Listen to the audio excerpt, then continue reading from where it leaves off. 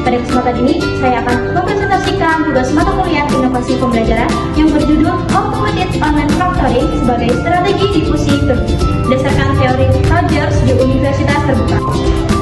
Sebelum membahas AOP, kita perlu memahami perkembangan pendidikan digital. Pandemi COVID-19 telah mempercepat penggunaan teknologi dalam pembelajaran, sehingga pembelajaran daring menjadi bagian penting dalam dunia pendidikan saat ini. Adapun tantangan pengawasan ujian daring, pada slide ini terdapat 4 tantangan utama dalam pengawasan ujian daring. Yang pertama, yaitu ada privasi data. Yang kedua, ada tekanan psikologis yang dapat dirasakan mahasiswa saat ujian. Yang ketiga, kemungkinan kesalahan deteksi oleh AI. Keempat, menjaga integritas akademik ujian tetap. Selanjutnya ada penulisan masalah dan tujuan penulisan. Berdasarkan permasalahan tersebut, pembahasan ini bertujuan untuk memahami konsep AOP, menganalisisnya menggunakan teori Rogers, perancangan strategi difusi inovasi, serta melihat contoh penerapannya di Universitas Terbuka. Mari kita bahas apa itu Automated Online Proctoring. Automated Online Proctoring atau AOP dalam sistem pengawasan ujian daring yang menggunakan teknologi kecerdasan buatan atau AI. Sistem ini memanfaatkan kamera, mikrofon, dan analisis perilaku untuk memantau peserta ujian secara real time. Teori difusi inovasi Rogers. Menurut Edward Rogers, terdapat 4 karakteristik yang dibahas pada slide ini. Pertama, yaitu relative advantage atau keuntungan relatif. Yang kedua, compatibility. Yang kedua, compatibility atau kesesuaian. Yang ketiga ada complexity atau kerumitan. Reliability atau kemungkinan untuk dicoba sebelum diterapkan secara penuh. Selanjutnya, tahapan difusi inovasi. Menurut Rogers, proses difusi inovasi terdiri dari 4 tahap. Yang pertama, knowledge atau pengetahuan. Yang kedua, persuasion atau persuasi.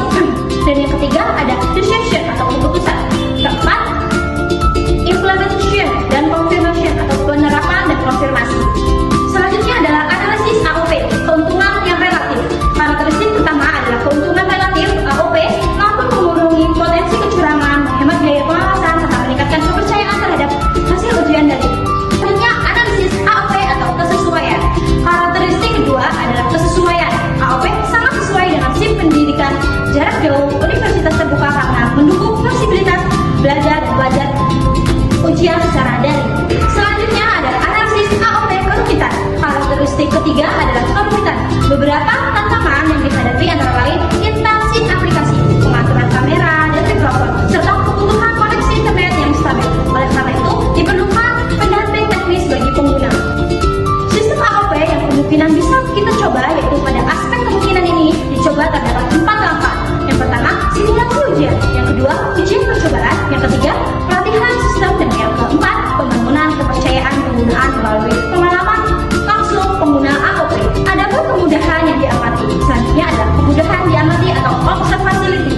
Manfaat AOP dapat dilihat dari menurunkannya tingkat kecurangan, meningkatkannya kepercayaan terhadap hasil ujian, serta dengan laporan yang dapat digunakan untuk evaluasi pembelajaran. Mari kita melanjutkan langkah selanjutnya, yaitu strategi difusi atau pengetahuan. Pada tahap pengetahuan terdapat 4 strategi. Yang pertama ada webinar edukasi, yang kedua ada video edukasi, dan yang ketiga ada panduan penggunaan, dan yang keempat ada pemanfaatan media sosial serta website untuk menyebarkan informasi mengenai AOP. Selanjutnya ada strategi difusi atau persuasi. Pada tahap persuasi terdapat 4 langkah. Pertama, menjelaskan manfaat integritas akademik.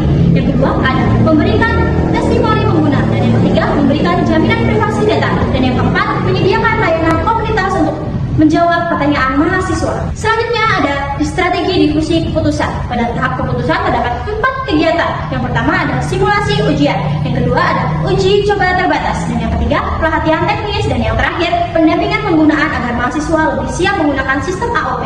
Setelah itu ada implementasi dan konfirmasi. Pada tahap implementasi dilakukan pembangunan infrastruktur teknologi, pembentukan tim teknis, penggunaan pedoman penggunaan, dan penyediaan layanan bantuan. Selanjutnya pada tahap konfirmasi dilakukan survei keputusan dan evaluasi sistem secara berkala. Selanjutnya ada contoh pemanfaatan AOP. Pada slide ini terdapat 4 contoh pemanfaatan AOP. Pertama, yaitu evaluasi pembelajaran seperti UTS dan UAS. Kedua, ada intervensi pembelajaran melalui analisis data ujian. Ketiga, evaluasi diri mahasiswa. Dan yang terakhir, pelaksanaan tes sertifikasi secara daring.